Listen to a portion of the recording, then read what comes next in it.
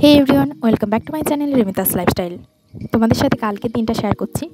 সকালবেলা উঠেই একদম আমাকে বাড়ি চলে যেতে হয়েছিল। আর এখানটায় সকালবেলায় আর কি লঞ্চ ঘাটে সূর্যটা দেখতে দারুণ লাগে, কিন্তু সকাল হলেও বোঝা যাচ্ছে না, কারণ লঞ্চে মানে এত ভিড় হয়েছে যেন মনে হচ্ছে এটা দুপুরের লঞ্চ, আর সূর্য একদম মাথার উপর উঠে গেছে।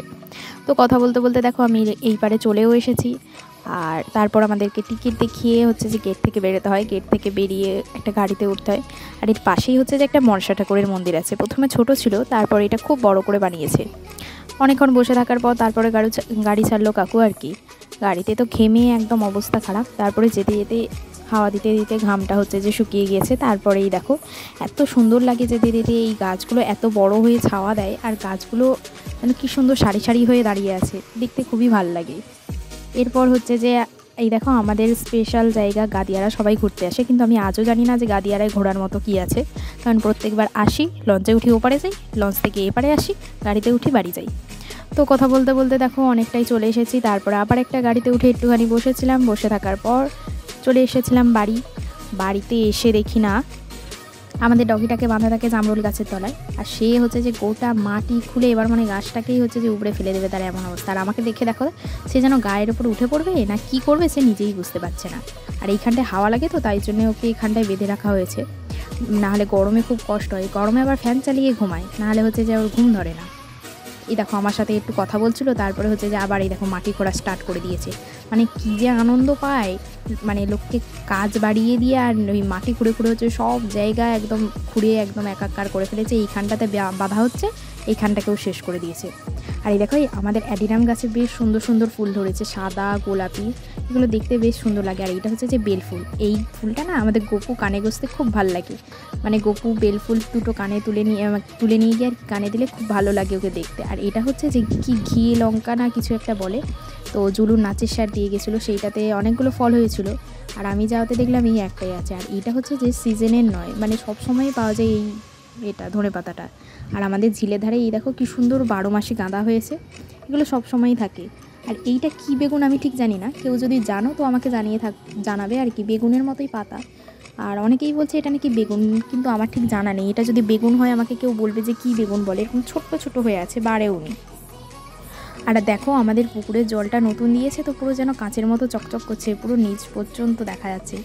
এরপর বাবা হচ্ছে যে একটু চুনো মাছ এনেছিলো, আর অন্য মাছও এনেছিলো। তো আমি আর মা দুজনে ঘাটে বসে বসে একটু চুনো মাছগুলো বেছে নিলাম।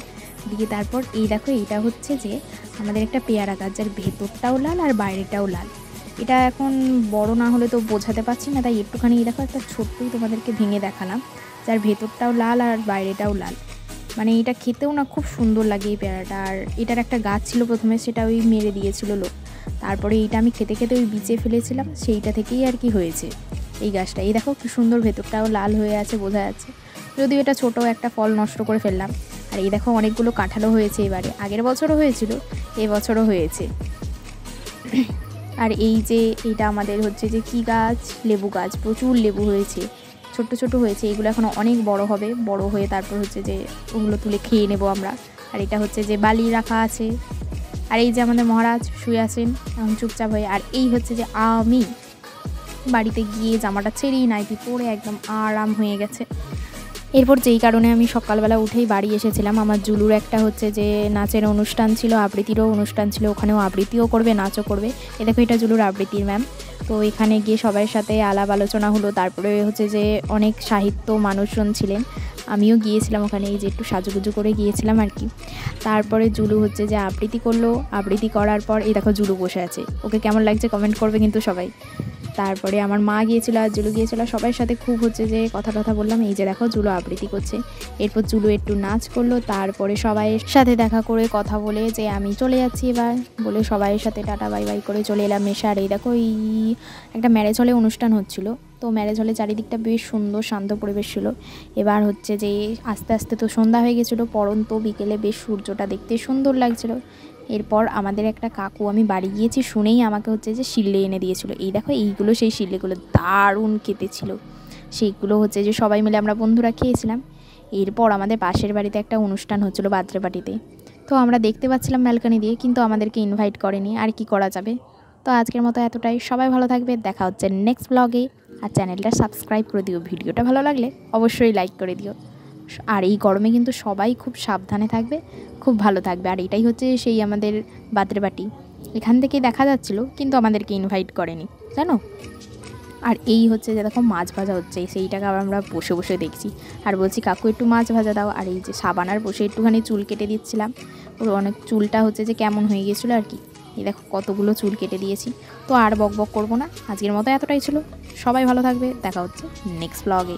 জয় গোপাল।